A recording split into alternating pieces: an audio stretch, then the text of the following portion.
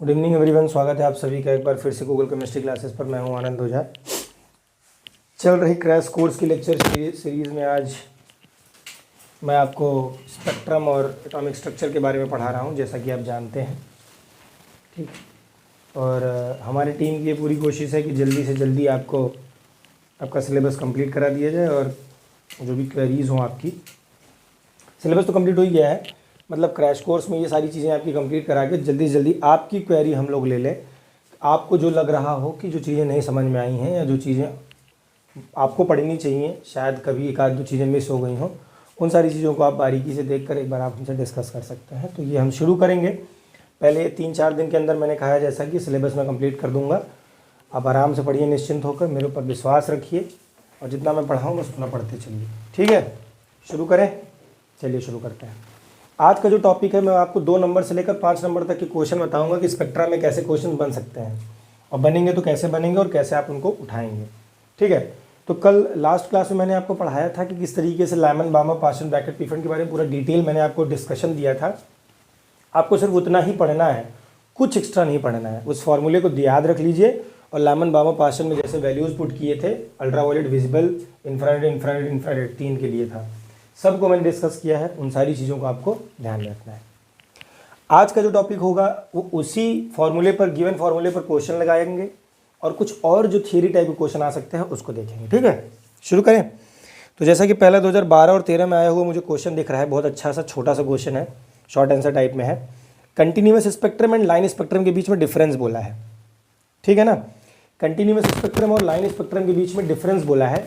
ये मैं बोल रहा हूँ एज इट इज़, जिसके पास ना हो वो उसको लिख ले या इसको आप समझिए कि राइट डाउन कर लीजिएगा या फिर सुन लीजिएगा, बाद में लिख लीजिएगा। और आते हैं ये क्वेश्चन, इसलिए मैं पढ़ रहा हूँ, उसको ध्यान से सुनिएगा। The difference between the continuous spectrum and the line spectrum. एक एक चीज़ मैं इसलिए पढ़ाते हुए चल रहा हूँ और बताते हुए कि कुछ छूटे ना, ताकि यहाँ पर मेन उद्देश्य ये है कि आपको कितनी ज़्यादा से ज़्यादा चीज़ें बता दी जाएँ और जो आप सिर्फ वही पढ़ के जाइए और आपके पेपर में आ जाए। यहाँ पर आपको मैं नॉलेज या नॉलेजेबल बनाने के लिए कोई बैठा नहीं है कि 1 महीने के क्रैश कोर्स में आप कितना नॉलेज गेन कर सकते हैं। नहीं, आपको इन्फॉर्मेशन गैदर करनी है, इकट्ठा करना है, एक कॉपी में बनाना है और उस कॉपी को एग्जाम से पहले पढ़ के चले जाना है ताकि आप 90% ले आ पाए। ठीक है, तो बस उसी पर काम चल रहा है, आपको भी उसी पर काम करना है। आगे बढ़ते हैं, देखिए, लिखिएगा कंटिन्यूअस स्पेक्ट्रा और लाइन स्पेक्ट्रा के बीच में डिफरेंस लिख लीजिएगा। लिखिए, पहला कंटिन्यूअस स्पेक्ट्रम के बारे में बता रहा हूँ। In such type of spectrum all the colors beginning from red to violet color wavelengths are present in the spectrum। ये बहुत इंपॉर्टेंट टर्म है, ये स्टेटमेंट मैंने बोला है, इसको समझाऊंगा और आपको स्टेटमेंट एज इट इज लिख लेना है। कह रहा है कि कंटिन्यूअस स्पेक्ट्रा के अंदर किसी भी तरीके से जो एक पूरी की पूरी स्पेक्ट्रम की जो सीरीज होती है वो रेड से लेकर वॉयलेट कलर के बीच में हम क्या करते हैं, विजुअलाइज कर पाते हैं, देख पाते हैं। तो आपको पता है कि वेबग्योर में 7 कलर होते हैं, है ना, जिसमें से कि रेड से लेकर वॉयलेट तक आपको चीज़ों को पढ़ना होता है, देखना होता है, समझना होता है। तो कुछ इसी तरीके से जो आपका कंटिन्यूअस स्पेक्ट्रा होगा वो विबग्योर को ही शो करेगा, जो कि कहाँ से कहाँ तक शुरू होगा, रेड से लेकर वॉयलेट तक शुरू होगा। एक कंटिन्यूअसली एक पैटर्न को ये फॉलो करेगा, कोई भी कलर या कोई भी स्पेक्ट्रम बीच में ब्रेक नहीं होगी। वहीं पर लाइन स्पेक्ट्रा के बारे में लिखिएगा। In such type of spectrum some bright lines are obtained in dark background. बहुत इंपॉर्टेंट चीज़ है, समझिएगा। लाइन स्पेक्ट्रा में क्या है कि इस तरह के जो कंटिन्यूअस स्पेक्ट्रा है इसके लिए कोई डार्क बैकग्राउंड या किसी भी तरीके की बैकग्राउंड की जरूरत नहीं है। अगर ये पैटर्न फॉलो कर रही है तो किसी भी मीडियम से निकलने के बाद ये 7 कलर में इस कंटिन्यूअस फॉर्म में छप जाएगी। जैसा कि आप रेनबो भी देख लेते हैं, क्या रेनबो के लिए डार्क बैकग्राउंड की ज़रूरत है? नहीं। आप क्या कहते हैं, प्रिज्म से लाइट को पास कराते हो तो आप देखते हैं कोई डार्क बैकग्राउंड दिख रहा है, जरूरी है? नहीं, लेकिन फिर भी आपको 7 कलर में दिख जाती है चीज़ें। तो इसका मतलब सिंपली ये है कि कंटिन्यूअस स्पेक्ट्रा के लिए किसी भी तरीके से डार्क बैकग्राउंड या ब्राइट बैकग्राउंड की ऐसे डिस्टिंग्विश करने की जरूरत नहीं है। वो सिंपली क्या करेगा, एक कंटिन्यूअस पैटर्न में जब किसी सब्सटेंस पे पड़ेगा तो वहाँ से निकल कर वो स्पेक्ट्रम फॉर्म करेगा। वहीं पर जब लाइन स्पेक्ट्रम की बात करते हैं तो लाइन स्पेक्ट्रम के लिए जरूरी क्या है कि एक डार्क बैकग्राउंड में लाइन फॉर्मेशन में क्या बने, स्पेक्ट्रा का फॉर्मेशन हो, लाइन फॉर्मेशन में स्पेक्ट्रम का निर्माण हो। तो ऐसे स्पेक्ट्रम को हम क्या कहते हैं, लाइन स्पेक्ट्रम कहते हैं। आगे बढ़िए, कंटिन्यूअस स्पेक्ट्रम में और देखिए, all colours overlap in the area of each other. इसमें होता क्या है कि सारे कलर्स एक दूसरे के एरिया को भी ओवरलैप यानी कहीं ना कहीं मर्ज होकर ये आपस में दिखते हैं आपको कंटिन्यूअस में। क्योंकि कंटिन्यूअस है ना, कहीं पर भी आपको ब्रेक नहीं दिखेगा, वो साइकिल या वो इनके रंग का फैलाव कहीं पर भी ये नहीं दिखेगा कि यहाँ से ये खत्म यहाँ से ये शुरू, यहाँ से ये खत्म यहाँ से ये शुरू। एकदम आप 100% डिस्टिंग्विश नहीं कर पाएंगे, कोई एकदम 100% डिमार्केशन नहीं है कि यहाँ से रेड यहाँ से वॉयलेट, यानी ये मैशअप कलर्स होंगे। जैसे आप रेनबो में भी देखते हैं तो आप हाँ ये बता पाते हैं कि बीच में नीला, इधर सफ़ेद और लाल पीला हरा ऐसा देख पाएंगे, लेकिन आप एग्जैक्ट नहीं बता पाएंगे कहाँ से लाल कहाँ से पीला कहाँ से हरा शुरू हो पा रहा है। तो ये है कंटिन्यूअस स्पेक्ट्रा की बात। जबकि लाइन स्पेक्ट्रा में क्या है, number of spectral lines and their wavelengths only depend upon the experimental element. मतलब एलिमेंट में जो एक्सपेरिमेंट कर रहे हैं जैसे एलिमेंट्स आप, जैसे आप बीएससी में जाएंगे तो बीएससी में आप देखेंगे आपको एक क्या कहते हैं टेलीस्कोप मिलता है, और उस टेलीस्कोप से आपको प्रिज्म को रखकर एक फॉर्मेशन करना पड़ता है किसका, स्पेक्ट्रम की, लाइन स्पेक्ट्रम की फॉर्मेशन करनी होती है। तो ओवरऑल लाइन स्पेक्ट्रा इस बात पर डिपेंड करता है कि आपने सेटअप कैसा किया, यानी आप उस लाइन स्पेक्ट्रा को बहुत मोटा और बहुत फाइन कर सकते हैं with the help of what, जो एपरेटस या जो सामान आपने स्पेक्ट्रम बनाने के लिए इस्तेमाल किया है। या बीएससी में एक्सपेरिमेंट करेंगे, आप परेशान मत होइएगा, ठीक है। तो उसके फोकस को जब आप डिस्टर्ब करते हो या मैनेज करते हो तो उस लेंस के फोकस को, तो उस तरीके से वो जो लाइन बन रही है आपको डार्क बैकग्राउंड में पीछे, वो आपको डार्क या फिर कैसे दिखती है, पतली या फिर मोटी दिखती है। तो आप इंस्ट्रूमेंट के अकॉर्डिंग उसको एडजस्ट कर सकते हैं। It is difficult to define the boundaries of colours in the spectrum. जैसा कि मैंने कहा कंटिन्यूअस स्पेक्ट्रम यही कहना चाह रहा है कि कंटिन्यूअस स्पेक्ट्रम में आप बाउंड्री डिफाइन नहीं कर पाओगे किसी का, सब कंटिन्यूअसली मैशअप है, मिक्स्ड है। जबकि लाइन स्पेक्ट्रम में आप क्या कर सकते हो, बाउंड्री को डिस्टिंग्विश कर पाओगे, बता पाओगे। अगर फोकस को थोड़ा सा आपने अच्छे से सेट किया तो आप green, red, orange, yellow in सब के बीच में बता पाएंगे, एकदम पतली पतली लाइन बना पाएंगे, और ये बता पाएंगे कि कौन कौन सा कलर कहाँ कहाँ से अलग हो रहा है।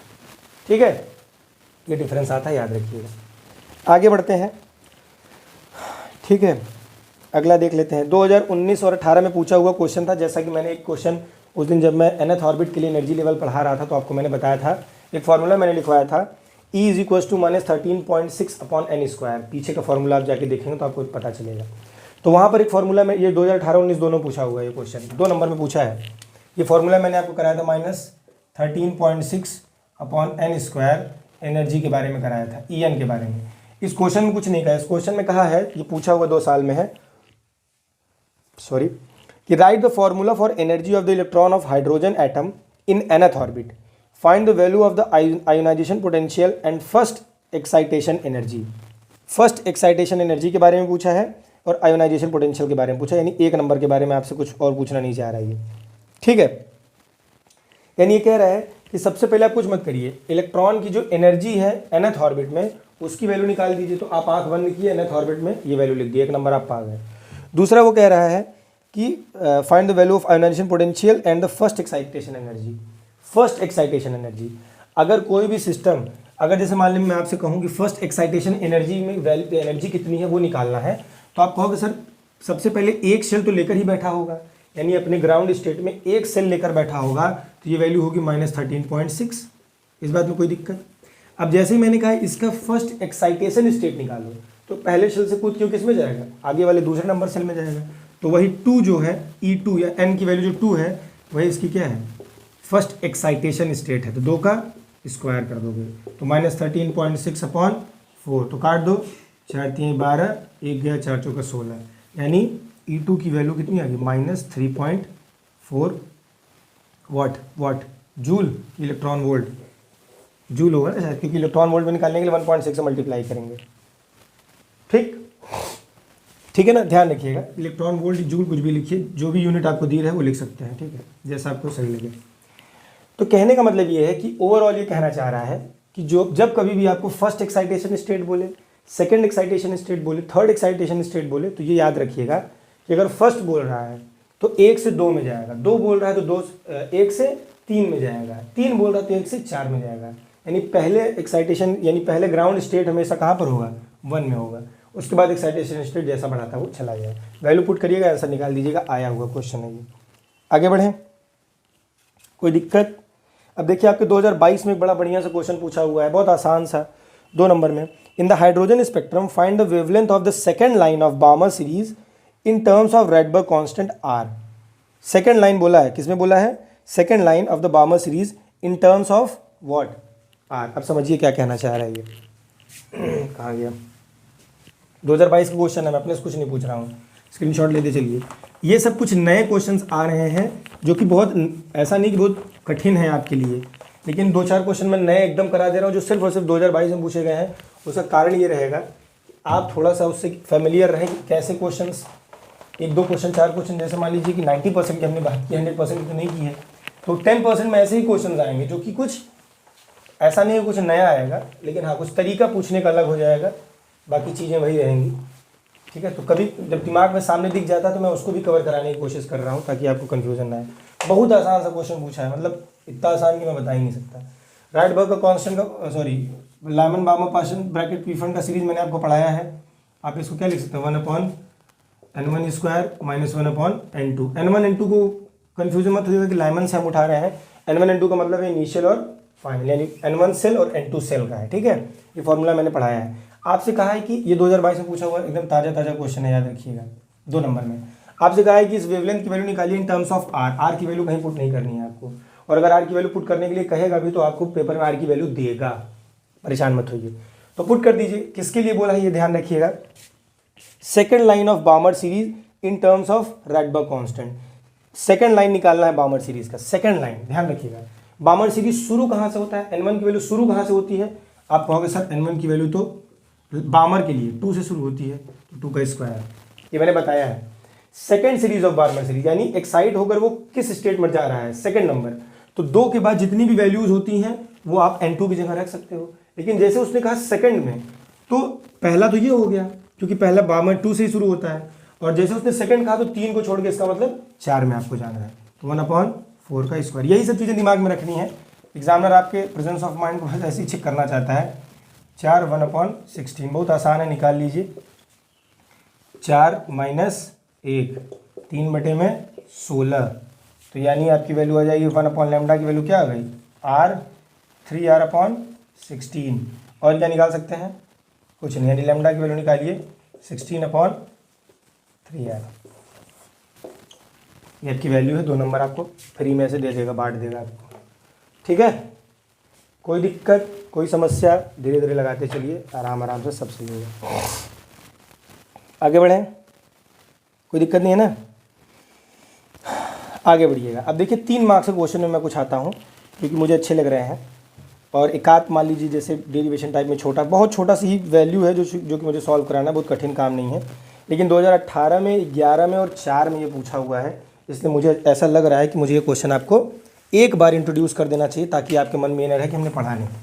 18 में 11 में और 4 में पूछा हुआ क्वेश्चन है, मे भी पॉसिबल कि आपसे पूछ ले।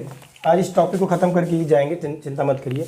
आपसे मैंने 1 हफ्ते का समय लिया, 1 हफ्ते ज़्यादा समय नहीं लूँगा आपका। ठीक है, आइए देखते हैं अगला टॉपिक क्या कह रहा है भाई। 2018, 11 और 4 में आया हुआ क्वेश्चन है, अभी रिसेंटली 19, 20, 21 में नहीं आया, लेकिन फिर भी मैं एक बार उसको करा इसलिए रहा हूँ क्योंकि मान लीजिए पेपर में एग्जामिनर का मन किया, दे दिया, थोड़ा सा आपको फंसाने के लिए। कह रहा है कि अल्फा पार्टिकल है, passes through v volt potential v volt से एक अल्फा पार्टिकल को पास कराया जाता है, and hits a nucleus, atomic number जिसका z है, एक न्यूक्लियस को हिट करता है alpha particle, and the nearest distance of approach to the nucleus is r0। जो नियरेस्ट डिस्टेंस है अप्रोच का, किसके, रेडियस ऑफ द न्यूक्लियस का, वो क्या है, r0 है।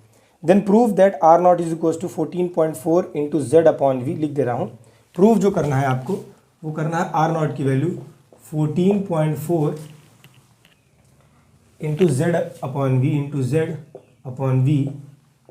क्या करना है भाई, एंगस्ट्रॉम। ये आपको प्रूव करना है ना, यही है शायद।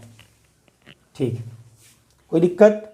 ये आपका पूछा कब कब पेपर में, ध्यान रखिएगा, 18, 11 और 4 में पूछा हुआ क्वेश्चन है, इसलिए मैं करा रहा हूँ क्योंकि मान लीजिए एग्जामिनर के दिमाग में कैसा भी मन करेगा पूछ ही ले आपसे। ठीक है, कोई दिक्कत। z क्या है, z क्या है बताते चलता हूँ, परेशान मत होइएगा। जहाँ पे गिवन क्या कह देखिएगा, z का मतलब क्या होता है, एटॉमिक नंबर। दूसरी तरफ v का मतलब क्या है, वोल्टेज है, यानी जिस वोल्टेज से वो पास कर रहा है, जो कराया जा रहा है वोल्टेज। और कुछ गिवन है, नहीं गिवन है। ठीक है, अल्फा पार्टिकल है, ये भी पहले मैंने बता ही दिया है। आगे बढ़ें, कोई दिक्कत। आगे देखिए, अब अगर मैं आपसे कहूँ कि जो इसका जो काइनेटिक एनर्जी होगा, किसका, जो अल्फा पार्टिकल मूव कर रहा होगा, ध्यान समझिएगा। मान लीजिए हम कोई चार्ज पार्टिकल लेते हैं जिसका न्यूक्लियस, मान लेते हैं चार्ज न्यूक्लियस है जिसका वो क्या है, Z इंटू ई है। Z इंटू ई क्यों मानते हैं, पहले एक पॉइंट समझ लीजिए फिर लिखिएगा। Z इंटू ई क्यों मानना, क्योंकि Z एटॉमिक नंबर है, ई मतलब क्या है, चार्ज है। तो एटॉमिक नंबर इंटू चार्ज, ये क्या है हमारा न्यूक्लियस का क्या है, न्यूक्लियस की साइज है, ठीक है ना, ठीक है, चार्ज है न्यूक्लियस, नॉट साइज, चार्ज है। और अल्फा पार्टिकल जो कि +2, क्योंकि अल्फा पार्टिकल आपको पता है कि alpha particles are heavy charge particles, positively heavy charge particles होते हैं और इनके पास ये पॉजिटिव चार्ज होते हैं। यानी अगर न्यूक्लियस को मैं मान लूँ, न्यूक्लियस का एटॉमिक चार्ज, न्यूक्लियस पे जो चार्ज है वो कितना है, +JD होगा। क्यों न्यूक्लियस +JD हो, क्योंकि प्रोटॉन से है। और जो अल्फा पार्टिकल है, ठीक, अल्फा पार्टिकल चार्ज कितना है, 2E होता है। क्यों 2E होता है, क्योंकि हम ये जानते हैं कि प्रोटॉन से भारी होता है अल्फा पार्टिकल, ठीक है। तो ये आपको पता होना चाहिए, ये सब रदरफोर्ड एक्सपेरिमेंट में है, ठीक। अब कह रहा है the acquired particle the alpha particle acquired by the voltage acquired acceleration A by the voltage V voltage से वो क्या करता है, एक एक्सेलरेशन एक्वायर करता है। अगर वो V वोल्टेज से एक्सेलरेशन एक्वायर करता है तो अब आपको ये जानना है कि जो चार्ज होगा, K होगा, जो K होगा, जो काइनेटिक एनर्जी कहेंगे, वो क्या होगा, Q इंटू V होगा। Kinetic energy of the particle या फिर चार्ज, जिसको मैं चार्ज कह रहा हूँ, उसकी वैल्यू क्या है, Q इंटू V है। ये Q क्या है, अल्फा पार्टिकल है। यानी ये कुछ कुल मिलाकर ये कहना चाह रहा है कि जो काइनेटिक एनर्जी है वो 2 इंटू V है। काइनेटिक एनर्जी क्या है, 2 इंटू V है। क्यों 2 इंटू V होगा, क्योंकि एक्सेलरेट कर रहा है ना, एक्सेलरेट करके एक जगह से दूसरी जगह जा रहा है, इसका मतलब वेलोसिटी जनरेट कर रहा है, समझिएगा। अगर वेलोसिटी जनरेट हो रही है, वेलोसिटी पैदा हो रही है, इसका मतलब वहाँ पर क्या आ रहा है, काइनेटिक एनर्जी आ रहा है। तो यानी काइनेटिक एनर्जी सीधा सीधा किस बात पर डिपेंड कर रहा है, कि जो चार्ज हमने अल्फा पार्टिकल का लिया है उसको कितने वोल्टेज से पास करा रहे हैं, दोनों का प्रोडक्ट ही क्या है, आपको क्या देगा, काइनेटिक एनर्जी देगा। अगर ये बात समझ में आ रही है तो आपको चीज़ें अब समझना और आसान हो जाएंगी। आगे बढ़ें, इस बात में कोई दिक्कत नहीं होनी चाहिए। आपको पता है क्लास 12th में है आपने पहला चैप्टर पढ़ा होगा किसका, पोटेंशियल का, जिसमें आपने कूलॉम का लॉ, फोर्स, ये सारी चीज़ें पढ़ी होंगी। तो आपने अगर वो पढ़ा है तो आपके लिए चीज़ें थोड़ी सी आसान हो जाती हैं, बहुत आसान हो जाती हैं। जो कैसे आसान होती हैं मैं वो दिखाऊंगा। देखिए, आपने वहाँ वोल्टेज का एक फॉर्मूला पढ़ा होगा। वोल्टेज क्या होता है मेरे भाई, 1/4πε0 Q/R, ये होता है, ये वोल्टेज की वैल्यू होती है। जहाँ तक मुझे याद आ रहा है, मैं क्रॉस चेक कर ले रहा हूँ, यही होती है। यहाँ पर जो R है वो क्या है, रेडियस ऑफ द न्यूक्लियस है, R0 की बात कर रहे हैं। और यहाँ पर जो Q है वो Q क्या होगा, अगर R0 रेडियस ले रहा हूँ, न्यूक्लियस की रेडियस R0 की बात कर रहा हूँ, तो चार्ज भी किसका होगा, न्यूक्लियस का ही होगा। तो यहाँ पर Q की जगह क्या हो जाएगा, ZD। कोई दिक्कत, इस बात में कोई समस्या नहीं होनी चाहिए। पुट कर दीजिए इस वैल्यू में, तो क्या पाएंगे आप, 1/4πε0 ZE into 2E upon what, R0, यही पाएंगे आप। इस बात में कोई दिक्कत नहीं होनी चाहिए। आगे बढ़ें, आगे बढ़ जाए। चलिए, अगर इतनी बात समझ में आ गई है तो अब चीज़ों को समझना और आसान होगा आपके लिए। और देखिए 2 मिनट के अंदर आप इस क्वेश्चन को सॉल्व करेंगे। अगर यहाँ से ये वैल्यू आप पुट कर देते हैं तो इसको इक्वेशन 1 मान लीजिए, ये आया है भाई इसलिए करा रहा हूँ, ध्यान रखिएगा। इसको इक्वेशन 2 मान लीजिए। ये कैसे कि आपको पता है ना, V की वैल्यू आपको कहाँ से पता है, कहाँ से पढ़नी है, फर्स्ट चैप्टर है आपका। फर्स्ट चैप्टर किसका, इलेक्ट्रोस्टैटिक का। सर ने आपको पढ़ाया होगा, ठीक, इलेक्ट्रोस्टैटिक का नहीं पढ़ाया होगा तो मैं बता दूंगा बाद में, वैसे सर ने पढ़ाया है, मुझे यहाँ तक विश्वास है, ठीक है, सर ने बताया है। आइए देखिए, अगर K की वैल्यू 1/4πε0 है, तो अब यहाँ पर वैल्यू पुट कर दीजिए। अब आपको पता है कि फर्स्ट इक्वेशन सेकंड इक्वेशन से LHS इक्वल तो RHS भी इक्वल, तो आप क्या कर सकते हैं, 1 = 2 यहाँ करिए। 1 = 2 से आप क्या पाए,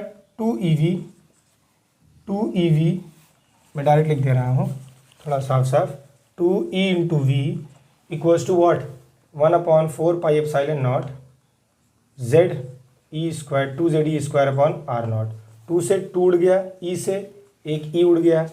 यहाँ से R0 की वैल्यू अगर निकालना चाहूँ तो क्या आ जाएगा, ZE/4πε0, यहाँ से V, ये R0 की वैल्यू निकल कर आ गई। हमको निकालना क्या है, R0 की वैल्यू ये निकालनी है, ठीक। कोई दिक्कत यहाँ तो कोई समस्या है? अगर हो तो बता दीजिएगा। कुछ मत करिए, अब सिंपली वैल्यू रखिए, वैल्यू रख दीजिए जेड अपॉन वी के फॉर्म में। एक चीज़ तो आप पा ही गए हैं, देख लीजिए जेड अपॉन वी आप पा रहे हैं। यहाँ से आपको 14.4 निकालना है। आराम आराम से पढ़िए, सब समझ में आएगा। इसको मैं मिटा दे रहा हूँ, स्क्रीनशॉट ले लीजिए अगर नहीं लिए हो आप तो, बाकी मैं आगे बढ़ता हूँ। चलिए ले लिया होगा आपने स्क्रीनशॉट। आगे देखिए, अब चीज़ें और आसान हो जाएंगी आपके लिए। अगर इतना स्टेप तक आप पहुँच चुके हैं तो अब अगला स्टेप देखिए क्या करना है आपको। अब देखिए, अगर ये आप पहुँच चुके हैं तो यहाँ से जेड अपॉन वी का टर्म आप एक टर्म तो आप साफ साफ पा रहे हैं। तो इसका मतलब आर नॉट की वैल्यू क्या रखनी पड़ेगी। ई मतलब इलेक्ट्रॉनिक चार्ज है, चार्ज का मतलब चार्ज ऑफ, चाहे प्रोटॉन हो चाहे चार्ज ऑफ इलेक्ट्रॉन हो, सबकी वैल्यू क्या 1.6 इंटू 10⁻⁻19 कूलम, ये आपको पता है। तो 1.6 इंटू 10⁻⁻19 कूलम रख दीजिए, इनटू और क्या क्या है, जेड को जेड ही रखो क्योंकि जेड अपॉन ई के फॉर्म में बोला है, आगे रख दो भाई। अगला टर्म क्या कह रहा है, 4 पाई एप्सिलॉन नॉट, 4 को 4 रखो, पाई को 3.14 रखो। एप्सिलॉन नॉट की वैल्यू क्या होती है 8.85 इंटू 10⁻12 न्यूटन मीटर स्क्वायर पर कूलम स्क्वायर, शायद यही होता है, चेक कर लीजिएगा यूनिट, लेकिन वैल्यू यही होती है। मैं भी एक बार क्रॉस चेक कर ले रहा हूँ, ठीक है। इस बात में कोई दिक्कत नहीं होनी चाहिए, अगर दिक्कत है तो बताते रहिएगा, ठीक। एक चीज़ और कर सकते हैं इसमें, एक चीज़ हम और कर सकते थे, इतना ब्रेक करने से अच्छा है कि क्यों ना मैं इस पूरे के पूरे वैल्यू को, ध्यान रखिएगा ये मैं क्या करने जा रहा हूँ, ध्यान रखिएगा, क्योंकि आपने ये भी पढ़ा है, ये कराया है सर ने फर्स्ट चैप्टर में। 1/4 पाई एप्सिलॉन नॉट जो है, 1/4 पाई एप्सिलॉन नॉट को ये डायरेक्ट वैल्यू होती है, यहाँ नीचे वी कर दूँ तो इसकी वैल्यू होती है 9 इंटू 10⁻⁻9, यही होती है शायद, +9, ठीक है। ये वैल्यू होती है 1/4 पाई एप्सिलॉन नॉट की, डायरेक्ट ये वैल्यू होती है। ये आपने पढ़ा है यार, पहला चैप्टर उठाओगे तो सब समझ में आ जाएगा। आर नॉट की वैल्यू यहाँ से मल्टीप्लाई करो, 9 इंटू 6 कितना हो गया 54, 9 इंटू 1 और 5, 9 इंटू 1 यानी 9 और 5 14.4 इंटू 10⁻⁻19 और 9, -19 और 9 कितना हो गया -10 अपॉन वी इंटू जेड। 10⁻⁻10 की वैल्यू क्या होती है मेरे भाई 14.4 इंटू 10⁻⁻10 की value 1 angstrom upon Z upon V. Prove, छाप लीजिए फटाफट, आगे बढ़ते हैं, अगला क्वेश्चन देखते हैं, ठीक है। बहुत आसान था, स्क्रीनशॉट ले लिया होगा आपने, नहीं लिया तो जल्दी से लीजिए स्क्रीनशॉट, मिटाऊँ अगले, आज चैप्टर खत्म करना है। चलिए देखिए, एक एक चीज़ आराम आराम समझते चलिए, सब समझ में आएगा, परेशान मत कीजिएगा। ये पूछा हुआ क्वेश्चन है तो मैंने कहा कि एक बार डिस्कस कर लेता हूँ आपसे। ये पेपर में जैसे आएगा तो आपको एज इट इज़ बस उतार देना है, जैसे 3 नंबर में बेसिकली आता है ये, तो आपको बस ऐसे ही लिख देना है, ठीक है। आगे बढ़ें, अगला देखिए क्वेश्चन क्या कह रहे हैं।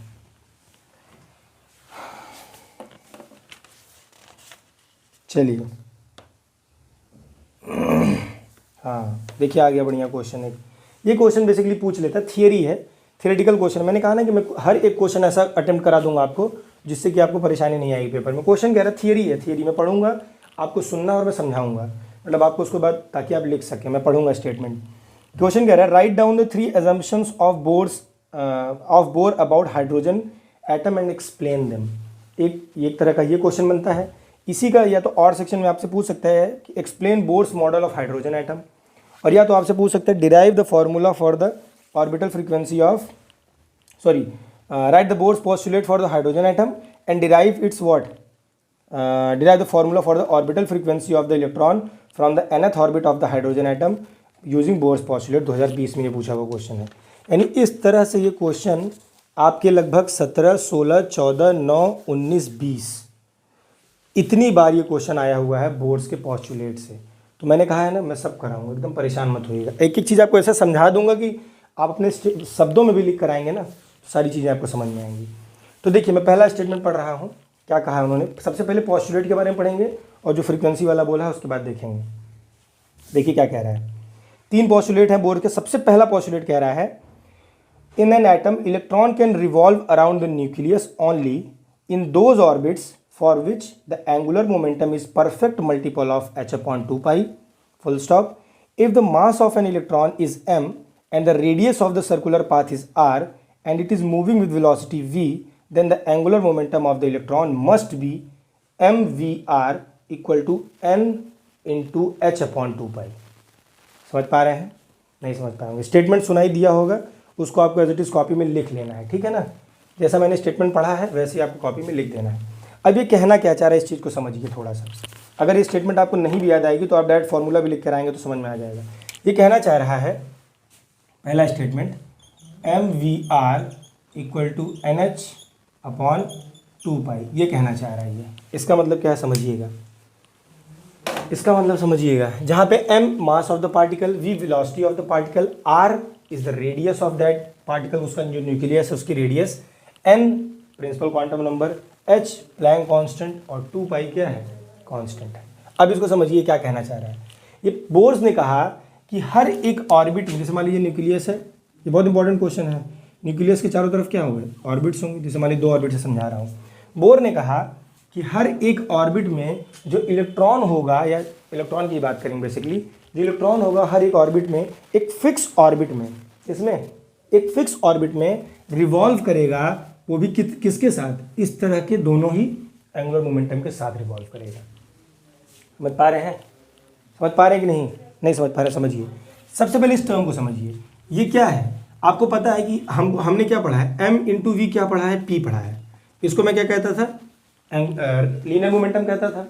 अगर उसमें मैंने r से मल्टीप्लाई कर दिया तो इसी को हम आगे चल के क्या कहते थे, एम वी आर, इसी को हम क्या कहते थे, एंगुलर मोमेंटम कहते थे। ध्यान समझिएगा। यानी अगर उनका स्टेटमेंट क्या है, अगर किसी एक ऑर्बिट में इलेक्ट्रॉन रिवॉल्व कर रहा है अराउंड द न्यूक्लियस, वो भी फिक्स्ड ऑर्बिट में अराउंड द न्यूक्लियस रिवॉल्व कर रहा है, तो वो जो एंगुलर मोमेंटम एग्जिबिट करेगा, यानी एंगुलर मोमेंटम जो लेकर ट्रैवल करेगा, वो एंगुलर मोमेंटम कुछ और नहीं होगा, वो क्या होगा, एम वी आर के बराबर होगा। एंगुलर मोमेंटम क्यों होगा, क्योंकि गोल गोल चारों तरफ उसको क्या करना है, रिवॉल्व करना है। अगर सीधा सीधा चलता तो लीनियर मोमेंटम होता, गोल गोल घूमेगा, इस वजह से एंगुलर मोमेंटम होगा। तो इन्होंने ये अजम्पशन दिया, ये पोस्टुलेट दिया, ये कहा है कि अगर वो एक ऑर्बिट में घूम रहा है तो उसको इतने एंगुलर मोमेंटम के साथ उस ऑर्बिट में क्या करना पड़ेगा, रिवॉल्व करना पड़ेगा। समझ पा रहे हैं। और जो ये एंगुलर मोमेंटम होगा वो कुछ और नहीं, NH अपॉन 2 पाई के कांस्टेंट के बराबर होगा। यानी h अपॉन 2 पाई पूरा का पूरा कांस्टेंट है। ये सीधा सीधा ये कहना चाह रहे हैं कि जो MVR है, ध्यान रखिएगा, जो MVR या फिर आप कह लीजिए जो L है, देखिए ऐसे समझिए, ऐसे समझिए, जो L है वो डायरेक्टली प्रोपोर्शनल है किस बात के, n के। समझ पा रहे हैं। यानी एंगुलर मोमेंटम सीधा सीधा डिपेंड कर रहा है कि कौन से नंबर का आप क्या ले रहे हो, शेल ले रहे हो। यानी अगर जैसे अब ऐसे समझो ना, बहुत सिंपल सा फंडा है, ऐसे समझो, बस ये कांस्टेंट को अलग अलग आप याद रखो। बाकी हमारा मेन उद्देश्य क्या है, MVR मतलब L सीधा सीधा डिपेंड कर रहा है n पे। यानी अगर इसमें हम रोटेट करेंगे, इसमें मान लो n की वैल्यू 1 है तो इसमें रोटेट करेंगे और यहाँ n की वैल्यू 1 रख दिया, तो L जो होगा वो 1 वाला, ये जो शेल अपने अकॉर्डिंग एक क्या लेकर बैठा होगा, एक एनर्जी लेकर बैठा होगा, एक एंगुलर मोमेंटम लेकर बैठा होगा, क्योंकि फिक्स्ड शेल है, एक सिमेट्रिकल शेल है। तो ये सिमेट्रिकल शेल हर एक पॉइंट पर क्या करेगा, वही एंगुलर मोमेंटम दिखाएगा। समझ पा रहे हैं कि नहीं, हर एक पॉइंट पर। लेकिन जैसे ही आप n की वैल्यू 2 कर दोगे, यानी दूसरे शेल में गए, तो अब इसका मतलब क्या है कि L डायरेक्टली प्रोपोर्शनल है 2 से। इसका मतलब इनमें m और v भले ना बदले, लेकिन r तो बदल जाएगा ना, रेडियस तो बदल जाएगा ना सेंटर से। पहले यहाँ R1 था, अभी इधर चला गया तो क्या हो गया, R2 हो गया। जैसे ही R2 बदला, इसका मतलब शेल क्या हो चुका है, एक्सपैंड हो चुका है, दूसरे सेल में जा चुके हैं। फिर जैसे ही R3 होगा, बड़ा होगा, फिर इसका मतलब तीसरे सेल में जा चुके हैं, यानी और बड़ा शेल हो रहा है। यानी कुल मिलाकर हर एक सेल को एंगुलर मोमेंटम यहाँ से कहने का मतलब क्या समझिएगा कि हर एक सेल की अपनी एक एनर्जी है, अपनी एक ऊर्जा है, जिस ऊर्जा में उसके हर एक पॉइंट पर जिस भी पॉइंट पर आप चले जाओगे, उस पॉइंट पर समान आपको एंगुलर मोमेंटम से वो पार्टिकल को रोटेट कराएगा, हर एक सेल का, यानी हर एक ऑर्बिट का। और जैसे ही आप दूसरे ऑर्बिट पे जाओगे, उसकी अपनी एक अलग एंगुलर मोमेंटम होगी, उसकी अपनी अलग एक ऊर्जा होगी। जैसे अगले वाले पे जाओगे, उसकी अलग ऊर्जा होगी। यानी हर एक सेल की अपनी एक ऊर्जा है, जो कि हर एक पार्टिकल को उसी सेल के अंदर समान एंगुलर मोमेंटम से क्या कर रही है, रोटेट कर रही है। समझ पाए, पहला स्टेटमेंट क्लियर। दूसरा स्टेटमेंट क्या कह रहे हैं समझिएगा। आइए, सेकंड असम्पशन क्या है, जहाँ पे n की वैल्यू 1 2 3 4 हो सकती है, शेल मैंने बता दिया है। Electrons moving in a permanent orbit can not emit energy, so an atom remains stable. छोटा सा था, पढ़ दिया मैंने, नहीं पढ़ा तो एक बार फिर से सुन लीजिए। सेकंड एजम्पशन क्या है, electrons moving in a permanent orbit can not emit energy so an atom remains stable. मतलब कि इलेक्ट्रॉन जब ऑर्बिट में अपने रोटेट करते रहते हैं तो किसी भी तरीके से एनर्जी को लूज नहीं करते हैं। यही लिमिटेशन किसका था, रदरफोर्ड का था। रदरफोर्ड ने कहा कि जब इलेक्ट्रॉन्स रिवॉल्व करते हैं तो रिवॉल्व करते करते एक समय ऐसा आएगा कि अपनी एनर्जी लूज करके वो कहाँ चले जाएंगे, न्यूक्लियस के अंदर कोलैप्स कर जाएंगे। लेकिन इसी एजम्पशन को मिथ्या साबित किया किसने, इस तरह के एंगुलर मोमेंटम वाले रिलेशन को इक्वल दिखा के, मतलब इस तरीके से एंगुलर मोमेंटम के कंजर्वेशन को दिखाकर किसने कहा, क्या नाम है, बोर्थ ने कहा कि नहीं ये गलत है, किसी भी तरीके से एनर्जी इलेक्ट्रॉन्स के अंदर लूज नहीं होगा। समझ पा रहे हैं, क्योंकि उस ऑर्बिट की जो एनर्जी होगी वो लगातार उस ऑर्बिट में जो इलेक्ट्रॉन्स होंगे उन इलेक्ट्रॉन्स की भी वही एनर्जी होगी और वो सब के सब उसी ऑर्बिट में लगातार कंटिन्यूअसली रोटेट करते रहेंगे और अपने ऑर्बिट, अपने पाथ को छोड़कर कहीं नहीं जाएंगे। समझ पा रहे हैं आप, अगर ये समझ पा रहे हैं तो आसान है।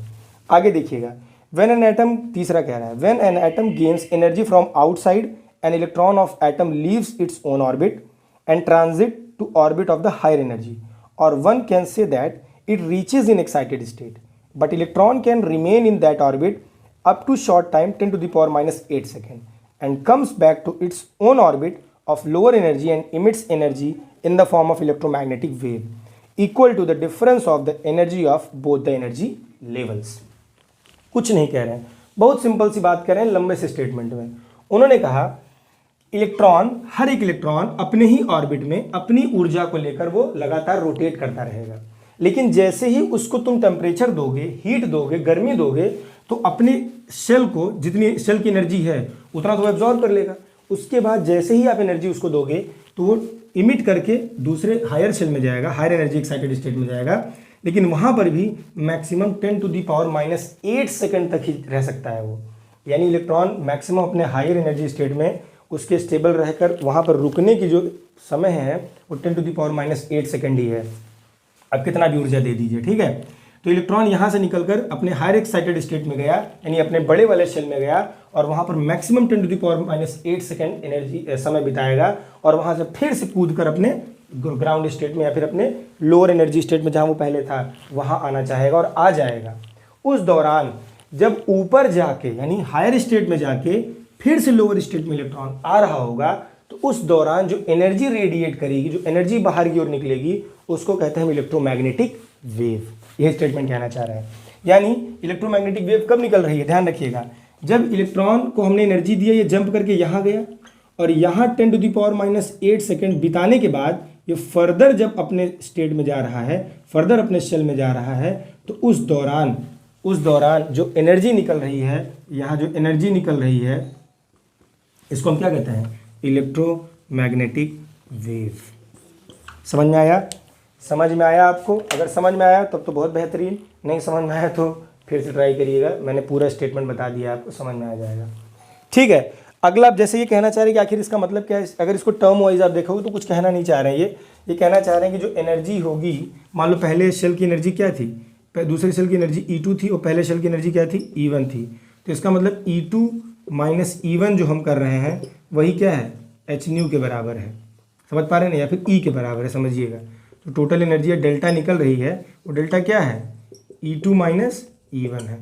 यही क्या है, इलेक्ट्रोमैग्नेटिक वेव एनर्जी के फॉर्म में एनर्जी बाहर की ओर निकली। यानी change in energy is nothing but what, यानी एक्साइटेड से जब लोअर में जा रही है तो जो चेंज इन एनर्जी आ रहा है वही आपकी क्या है, इलेक्ट्रोमैग्नेटिक वेव है। आगे बढ़ें, कोई दिक्कत, कोई समस्या हो तो पूछ लीजिएगा। आगे बढ़ते हैं, अगर कोई डाउट हो तो बताते रहिएगा, ठीक है। अब बढ़ते हैं हम लॉन्ग आंसर टाइप के क्वेश्चन में, जो कि आपको 5 मार्क्स का क्वेश्चन दिलाएगा और इस चैप्टर को बस हम ख़त्म ही करने वाले हैं, ठीक है।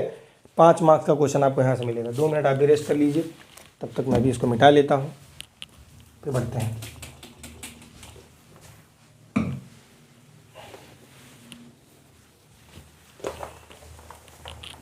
चल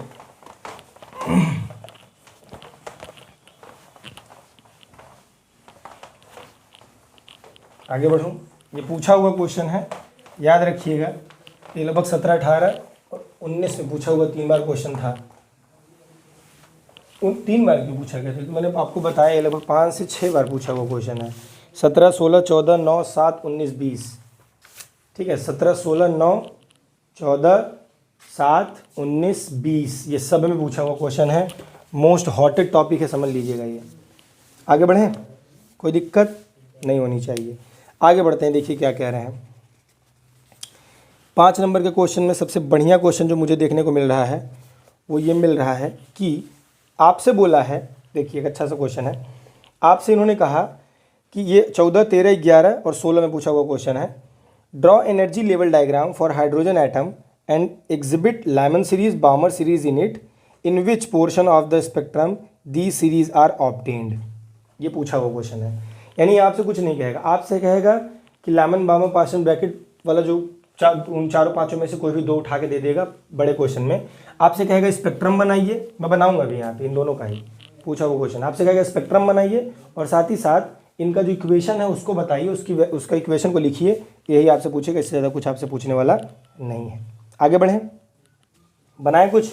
चलिए देखिए क्वेश्चन को मैं फिर से देख ले रहा हूँ, ठीक है ना। 13, 14, 11, 16 में पूछा हुआ क्वेश्चन है। यहाँ से कराता हूँ इस बार। 13, 14, 11 और 16 में पूछा हुआ क्वेश्चन है। अच्छा क्वेश्चन मुझे लग रहा है क्योंकि ये पेपर में जनरली ये क्वेश्चन आ जाते हैं, इस वजह से मैं करा रहा हूँ। आपको एनर्जी लेवल डायग्राम निकालना है लाइमन बाउमर की, और साथ ही साथ क्या निकालना है आपको, निकालना है हाँ बस इन्हीं दोनों का निकालना है, और हाइड्रोजन स्पेक्ट्रम बनानी है। ठीक, आगे बढ़ें। आगे आइए, देखिए तो सबसे इंपॉर्टेंट चीज़ आपको 5 नंबर के लिए क्वेश्चन अटेम्प्ट करना है। कैसे करेंगे देखिएगा। तो सबसे पहले यहाँ लिखेंगे क्या, Lyman series.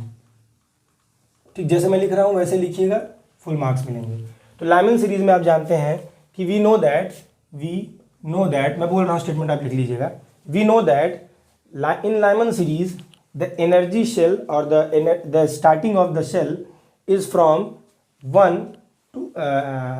1 and the excited shell may be 2 और 2 to infinity। समझ रहे हैं ना। यानी n1 की जो वैल्यू होगी, आप चाहे तो ऐसे डायरेक्ट भी लिख सकते हैं, इसको ध्यान दीजिएगा, मत लिखिएगी स्टेटमेंट। अगर ऐसे भी लिखना चाहें तो n1 equal to 1 and n2 equal to 2, 3, 4 dot dot infinite. ये हो सकता है किसमें, लाइमन की सीरीज में। यहाँ लिख लीजिएगा बाउमर सीरीज, इतना की जरूरत नहीं है, बहुत परेशान मत होइएगा। ठीक है, अगर नहीं स्टेटमेंट लिखना चाहते हैं बाउमर सीरीज, बढ़िया नंबर मिलेगा, बस आप ऐसे लिखिएगा। और फार्मूला सबका लिख दीजिएगा, 1/λ इक्वल टू, फार्मूला लिख दोगे तो वैसे पूरा नंबर मिल जाएगा, r 1/n1 square minus 1/n2 square. बस ऐसे लिखते चलिएगा। ठीक, चाहे तो यहाँ पर n1 की जगह 1 का स्क्वायर लिख दीजिएगा ताकि पता चले कि आपने लाइमन के लिए लिखा है, और उसको ऐसे छोड़ दीजिएगा। बाउमर के लिए लिख लीजिएगा n1 की वैल्यू 2, n2 की वैल्यू 3, 4, 5, 6 इन्फिनिटी तक। ठीक है, और वैल्यू पुट कर दीजिएगा 1/λ इक्वल टू r 1/2 की जगह 2 का n की जगह n1 की जगह 2 स्क्वायर माइनस n2 स्क्वायर। ठीक है, ऐसे पुट कर दीजिएगा ताकि पता चले आप बाउमर के लिए निकाले हैं। इतना कर दीजिएगा, आपको इतने में मैं बता रहा हूँ 3 नंबर तुरंत मिल जाएगा। अगर 2 के बारे में पूछेगा, 3 के बारे में, लाइमन बाउमर पार्शियल पूछा तो पार्शियल का भी लिख दीजिएगा, जैसा वो पूछे। इतने में आपको 3 नंबर मिल गया है, इससे ज़्यादा कुछ करने की ज़रूरत आपको नहीं।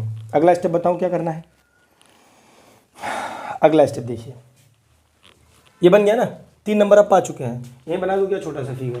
अगले स्टेप में आपको 2 नंबर के लिए क्या करना है, एक स्पेक्ट्रम सीरीज बनानी। देखिए कैसे, 1, 2, 3, 4, 5, 6 ऐसे बनाते चले जाइए इन्फिनिटी तक। ठीक, कोई दिक्कत, यानी ऐसे शेल्स हम बनाते चले जाएंगे। इसको मैं क्या ले लेता हूँ, इसको मैं ले लेता हूँ क्या, ये सबसे ग्राउंड सेल है। ग्राउंड सेल यानी n की वैल्यू 1, तो ग्राउंड सेल की जो एनर्जी होगा वो क्या होगा, 13 पॉइंट माइनस 13 पॉइंट। ये जो 13.6 माइनस 13.6 में बार बार लिखता हूँ, याद रखिएगा, ये जो भी सीरीज़ में बना रहा हूँ या लाइमन बाउमर पार्शियल ने जो भी सीरीज़ दी है वो हाइड्रोजन स्पेक्ट्रम की सीरीज़ है, याद रखिएगा। तो ये जो एनर्जी की वैल्यू हम लिखते हैं फॉर्मूले में, En equal to minus 13.6/n square, वो हाइड्रोजन स्पेक्ट्रम के लिए है। यानी जहाँ पर भी स्पेक्ट्रम की बात जब हाइड्रोजन के फॉर्म में करेगा तो आपको ऐसे ही छेड़छाड़ करनी है, और वही आता भी है पेपर में। ठीक है, n2 की वैल्यू आप निकालोगे तो क्या आ जाएगा, माइनस 3.4 इलेक्ट्रॉन वोल्ट आ जाएगा। ये हम लोग पीछे निकाल चुके हैं। इस तरीके से n3, n4, n5 ऐसे आप निकालते चले जाइएगा। तो सबसे पहले आपको किसका ड्रॉ करना है, लाइमन का ड्रॉ करना है। तो लाइमन के लिए सबसे पहले ड्रॉ करेंगे, क्या होगा, N1 की वैल्यू, हाँ अब इधर शेल का नाम दे दीजिए, ये N1 है, ये N2 है, ये N3 है, ये 4, ये 5, ये 6, ये 7 और डॉट डॉट एन इनफाइनाइट। दिख रहा होगा ना आपको, सॉरी दिख रहा होगा आपको, थोड़ा सा ये यहाँ उठा हुआ इस वजह से ऐसा हो गया, ठीक दिख रहा होगा आपको ये। आगे बढ़ें, इस बात में कोई दिक्कत नहीं होनी चाहिए। चलिए अब इसका मतलब क्या है समझिएगा, बहुत आराम समझिएगा, सब समझाऊंगा मैं धीरे धीरे। ये क्या कहना चाहती है, ये इक्वेशन कहता क्या है इसको समझिएगा।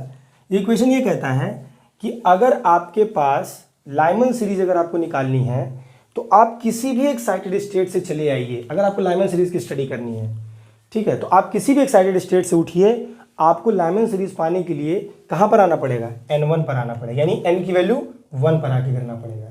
यानी जैसे मैंने कहा कि सबसे पहले मान लो मैं 2 पर था, यानी N2 की वैल्यू 2 थी मेरी, अगर मुझे लाइमन सीरीज पाना है तो मुझे कहाँ आना पड़ेगा, N1 पे। अगर मान लीजिए मेरे पास N2 की वैल्यू 3 थी, समझते चल रहे हैं ना, N2 की वैल्यू 3 थी, N1 N2 मत रखिए, इसको 1 2 3 कर लीजिए शेल नंबर, कन्फ्यूज़न ना हो आपको। चलिए इसके लिए कर देता हूँ, देखिए इसकी वैल्यू कर लीजिए 1, ये 1 है, ये 2 है, ये 3 है, ये 4 5 6 7 और ये इनफाइनाइट लिखा है।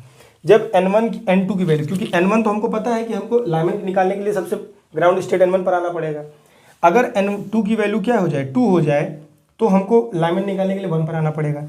N2 की वैल्यू 3 हो जाए तो भी यहीं आना पड़ेगा, 4 हो जाए तो भी यहीं आना पड़ेगा, 5 हो जाए तो भी यहीं आना पड़ेगा, देखते चलिए 6 में भी यहीं आना पड़ेगा, 7 में भी यहीं आना पड़ेगा, और इनफाइनाइट में भी अगर N2 की वैल्यू मैं कुछ भी रखता हूँ और लाइमन सीरीज मुझे निकालना है तो मुझे आना कहाँ पड़ेगा, आना कहाँ पड़ेगा, N1 पर आना पड़ेगा, यानी ग्राउंड स्टेट 1 पर आना पड़ेगा। समझ पा रहे हैं, समझ पा रहे हैं। ये ऐसा क्यों कर रहा हूँ, क्योंकि आपको पता है कि ये किसके उसमें बिलोंग करता है, अल्ट्रावायलेट में करते हैं शायद, क्या नाम है, लाइमन सीरीज अल्ट्रावायलेट में बिलोंग करता है। मैं क्रॉस चेक कर ले रहा हूँ, हाँ ठीक है, लाइमन सीरीज अल्ट्रावायलेट में बिलोंग करता है। और अल्ट्रावायलेट रेज क्या है, इलेक्ट्रोमैग्नेटिक वेव्स हैं। इसका मतलब ये है कि एक्साइटेड स्टेट से जब लोअर स्टेट में आएंगे तभी तो इलेक्ट्रोमैग्नेटिक वेव निकलेगी बोर्स के अकॉर्डिंग। तो एक्साइटेड स्टेट से जब ग्राउंड स्टेट में आ रहे हैं तो ही एनर्जी इलेक्ट्रोमैग्नेटिक वेव के फॉर्म में निकल रही है, और वो इलेक्ट्रोमैग्नेटिक वेव अल्ट्रावायलेट की तरह दिख रही है अगर वो इनफाइनाइट से चलकर फर्स्ट पर आ रही है, 7 नंबर से चल के फर्स्ट पे आ रही है, 6 से चल के फर्स्ट पे आ रही है, इसी तरह से कहीं से भी आ रही है चल के, लेकिन वो ग्राउंड स्टेट में कहाँ पर आ रही है, 1 पे आ रही है, तो हमेशा आपको वॉयलेट कलर मिली, अल्ट्रावायलेट रेज मिलेंगी। ये हो गया लाइमन के लिए। बामर के लिए क्या करना है, 2 से उठाना है, यानी N2 की वैल्यू क्या हो जाए, 3 हो जाए तब भी 2 पर आग गिरेगी, 3 हो जाए तो भी इस पर आग गिरेगी, N2 की वैल्यू 4 हो जाए तो भी, 5 हो जाए तो भी, 6 हो जाए तो भी, और इनफाइनाइट हो जाए तो भी कहाँ कर गिरेगी, 2 पर ही गिरेगी। और 2 पर आने के बाद वो कैसी दिखेगी, विजिबल रेंज की दिखेगी। तो ऐसा ही स्पेक्ट्रम आपको बना देना है, और चाहे तो आप 2-3 वैल्यू कैलकुलेट करके यहाँ लिख दीजिएगा, यही वाला फॉर्मूला लगा के n² वाला रख के, चाहे तो इनकी वैल्यू बार 1 2 3 ऐसे करते जाइएगा, 2-3 वैल्यू यहाँ लिख दीजिएगा, ये पूरा का पूरा 5 नंबर आपको फ्री में ऐसे फेंक के मास्टर चला जाएगा। कोई दिक्कत नहीं होनी चाहिए। आगे बढ़ें, इसी तरीके से आप पार्शियल ब्रैकेट और पी फंड वाला आप निकालेंगे और स्पेक्ट्रम सीरीज ऐसे ड्रॉ करेंगे। चाहिए तो एक बड़ा सा पेज में Lyman बामर partial bracket P fund का सबका ऐसे ड्रॉ कर लीजिएगा, किसी कोई भी पूछे तो आप आसानी से कर ले जाएं। आगे बढ़ जाएं, कोई दिक्कत हो तो बता दीजिएगा। चलिए देखिए, अभी क्वेश्चन पूछा हुआ है जो कि जनरली 19 और 16 में पूछा है बहुत बार, मतलब बहुत ज़्यादा तो नहीं, लेकिन हाँ 19 और 16 में पूछा हुआ क्वेश्चन है। इन्होंने कहा है कि वेवलेंथ है first line of Lyman series of hydrogen atom is equal to the wavelength of the second line of Balmer series, okay, of hydrogen like atom X. Find out the energies of the ground state at the second and the second excited state of X. Also find the ionization potential of the atom X, energy of the hydrogen atom in the ground state -13.6 electron volt, ये दिया हुआ है। यानी आपसे पहले कह रहा है कि the wavelength of the first line of Lyman series of hydrogen atom is equal to the wavelength of the second line of Balmer series. यानी पहली जो सीरीज है लाइमन सीरीज की, जिसका जो वेवलेंथ है वो सेकेंड जो बामर सीरीज का जो सेकेंड क्या नाम है एनर्जी स्टेट है उसके बराबर है। समझ पा रहे हैं ना। तो सबसे पहले हाइड्रोजन लाइक एटम के लिए आपको फॉर्मूला लिखना पड़ेगा 1/λ वाला, वही R 1/λ equal to R 1/n1 square minus 1/n2 square, जहाँ पे Lyman series N1 equal to 1 लेना है और N2 इक्वल टू 2 ले लेना है, ठीक है ना। First line of Lyman series निकालने के लिए पुट कर दिए। सेकंड लाइन फिर कह रहा है second line of the बामर series of hydrogen like atom निकालने के लिए आपको क्या करना पड़ेगा, N1 की जगह 2 और N2 की जगह 4 लेना पड़ेगा। ये चीज़ करनी है आपको, ठीक है। मैं सिंपली बता दे रहा हूँ, इतना ही करना है, इससे ज़्यादा कुछ करने की ज़रूरत आपको नहीं है। तो सबसे पहले क्या करना है आपको, लाइमन के लिए N1 की वैल्यू 1 रखनी है और N2 की वैल्यू क्या रखनी होगी, 2 रखनी होगी। सिमिलरली बामर के लिए N1 की वैल्यू 2 रखनी होगी और N2 की वैल्यू 4 रखनी होगी, जैसा कि सीरीज़ में कहा है।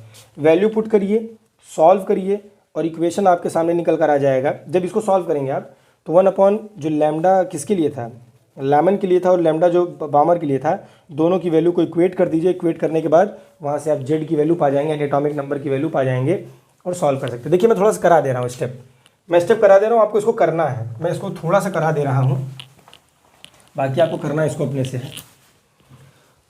और यही आखिरी क्वेश्चन होगा इस टॉपिक का, जो कि आया हुआ अच्छा क्वेश्चन है। बाकी सारे क्वेश्चन बहुत रिपीटेड नहीं और बहुत इंपॉर्टेंट नहीं है, जितना मैंने करा दिया है बस आपको इस चैप्टर से उतना ही करना है। यही एक सबसे अच्छा क्वेश्चन मुझे भी लग रहा है न्यूमेरिकल के फॉर्म में। देखिए ये पूछा हुआ 16 और 14 में 2 बार, इसलिए करा रहा हूँ। देखिएगा क्या कहना चाह रहा है ये कह रहा है कि लाइमन सीरीज़ का जो, देखिए मैं क्वेश्चन को क्रॉस चेक कर देता हूँ। The wavelength of the first line of Lyman series of hydrogen atom is equal to the wavelength of the second line of Balmer series of hydrogen atom like, हाँ ठीक है। यानी कुल मिलाकर ये कह रहा है कि 1 अपॉन लैम्डा की वैल्यू दोनों के लिए निकालो किसी एटम एच जेड के लिए। तो आपको पता होना चाहिए जो फॉर्मूला हमने लिखा है 1 upon lambda equal to R 1 upon N1 square minus 1 upon N2 square. इस फॉर्मूले में आपको कुछ करना नहीं है, इस फॉर्मूले में सिर्फ और सिर्फ आपको क्या करना है, जेड इंटू आर कर देना है। यहाँ पर जब हम सॉल्व करते थे तो सिर्फ हाइड्रोजन के लिए सॉल्व करते थे, हाइड्रोजन लाइक एटम के लिए उसने बोला है, हाइड्रोजन एटम नहीं हाइड्रोजन लाइक एटम है, तो उसका आपको एटॉमिक नंबर पता करना होगा, ठीक है। तो याद रखिए अगर हाइड्रोजन होता तो जेड की जगह 1 हो जाता, लेकिन हाइड्रोजन लाइक एटम है तो वहाँ जेड की जगह क्या होगा, जेड रखना पड़ेगा और आपको जेड की वैल्यू निकालनी पड़ेगी। तो यहाँ से एक बार लाइमन सीरीज निकाल लीजिए, तो इसकी जगह क्या रखेंगे 1 और इसकी जगह 2। सॉल्व, यहाँ से फिर बामर, ये लाइमन निकाल लीजिए, ठीक, और ये बामर निकाल लीजिए, ठीक है। 1 upon Z into R 1 upon, क्योंकि हाइड्रोजन एटम दोनों के लिए सेम बोला, लाइक एटम बोला है, तो जेड की वैल्यू दोनों के लिए सेम ही रहेगी। 2 का स्क्वायर माइनस 1 अपॉन 4 का स्क्वायर, सॉरी हाँ 4 का स्क्वायर बोला, ठीक है। सॉल्व कर लीजिए, दोनों की 1 अपॉन लैम्डा, इन दोनों को आपस में बराबर करेंगे तो इसको बराबर करेंगे तो आपको शायद मैं डायरेक्ट लिख दे रहा हूँ, आप सॉल्व करिएगा। 3r अपॉन 4 और इसका आ जाएगा 16, 3 अपॉन 16, यहाँ जेड भी होगा, Z R square, sorry Z square R, Z square R, ठीक है। इस बात में कोई दिक्कत नहीं होना चाहिए। यहाँ याद रखिएगा कि जो बामर सीरीज हम लेकर चल रहे हैं वो हाइड्रोजन लाइक एटम के लिए यहाँ पर सेकंड स्टेट से स्टार्ट होगा। तो यहाँ पर अगर हम बात करें, ध्यान दीजिएगा, थोड़ा सा कंफ्यूजिंग पॉइंट हो सकता है आपके लिए। यहाँ पर हाइड्रोजन लाइक एटम के लिए जो एक्साइटेड स्टेट था वो क्या था, 1 था, लेकिन यहाँ पर एक्साइटेड स्टेट क्या है, 2 से शुरू हो रहा है बामर के लिए। तो जो एटॉमिक नंबर होगा वो सेकंड सेल से कंसिडर किया जाएगा, इस वजह से यहाँ पे जेड का स्क्वायर है। इसमें 1 सेल से स्टार्ट किया जाएगा, इसलिए इसका पावर क्या है, 1 है। अगला वाला लेंगे पार्शियल का, उसमें क्यूब, अगला वाला 4, अगला वाला 5, बस वही करना है।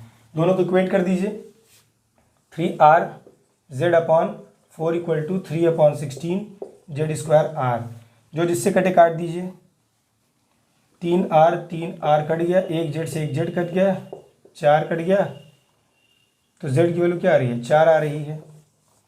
और इनका क्या आ रहा है, एक बार मैं चेक कर लेता हूँ, ठीक है। एक सेकंड रुक जाइएगा, सही तो कर रहा है ना, कहीं कुछ मिस हो रहा है क्या, ठीक। देखिए लाइमन के लिए जो हाइड्रोजन लाइक एटम होगा उसके लिए एटॉमिक नंबर क्या होगा, 1 होगा, ये ध्यान रखना है। हाइड्रोजन लाइक एटम के लिए अगर लाइमन की सीरीज़ की मैं बात करूँगा तभी कहूँ कहाँ गड़बड़ हो रहा है। हाइड्रोजन लाइक एटम के लिए जो हाइड्रोजन की जो एटॉमिक नंबर जो होता है लाइमन सीरीज़ के लिए वो 1 होता है, तो यहाँ पर जेड की जगह 1 होगा, लेकिन यहाँ पर जेड स्क्वायर होगा क्योंकि 2 से शुरू हो रहा है और हाइड्रोजन लाइक एटम बामर के लिए निकालना है, तो यहाँ पर जेड नहीं होगा, यहाँ पर सिर्फ आर होगा, यहाँ जेड स्क्वायर होगा और यहाँ से जेड की वैल्यू 2 निकल जाएगी। अगर ये निकल गया, इतना कर पा रहे हैं, इसके बाद वैल्यू पुट कर दीजिएगा, किसके लिए, जेड की वैल्यू पुट कर दीजिएगा, तो आप क्या पा जाएंगे, हाइड्रोजन और हीलियम के लिए पा जाएंगे आप। हीलियम की वैल्यू आपको यहाँ से निकालना है, x हीलियम है आपका, एटॉमिक नंबर 2 आ गया है, तो आप वहाँ से क्या निकाल सकते हैं, आपको बोला क्या है निकालने के लिए, फाइंड द आयोनाइजेशन पोटेंशियल बोला है आपको निकालने के लिए, और energy of the hydrogen atom at the ground state -13.6 निकालने के लिए बोला है। ठीक, कोई दिक्कत, एक बार 1 के लिए निकाल लीजिए, एक बार 2 के लिए निकाल लीजिए, ट्राई करिएगा, नहीं आएगा तो मैं बता दूंगा। तो that's all from the atomic structure side. कल न्यूक्लियस ख़त्म करूंगा आपका, और उसके अगले दिन शुरू करेंगे हम क्या, आपका क्या नाम है ये चैप्टर, क्या कहते हैं, सेमीकंडक्टर एंड डिवाइसेस, उसको 2-3 दिन लगेगा ख़त्म करने में, बड़ा चैप्टर है। बाकी कल आपका न्यूक्लियस में ख़त्म करूँगा। और इतना है, इतनी चीज़ें आपको रिवीजन करनी है, कंटिन्यूसली इतनी चीज़ों को रिवीजन करिए, नंबर ऑफ़ क्वेश्चंस को लगाते रहिए, प्रैक्टिस करते रहिए।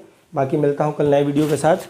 और कॉन्फिडेंस बूस्ट करने के लिए बस मैं आपसे इतना ही कहूँगा कि जितना मैंने कराया है बस उसको मल्टीपल टाइम करिए, उससे ज़्यादा करने की कुछ ज़रूरत नहीं है। अगर उस टाइप के क्वेश्चन आपको मिलते हैं तो बहुत अच्छा है, वैसे लगाइए, अदरवाइज़ इतना भी लगाते हैं मोर देन एनफ।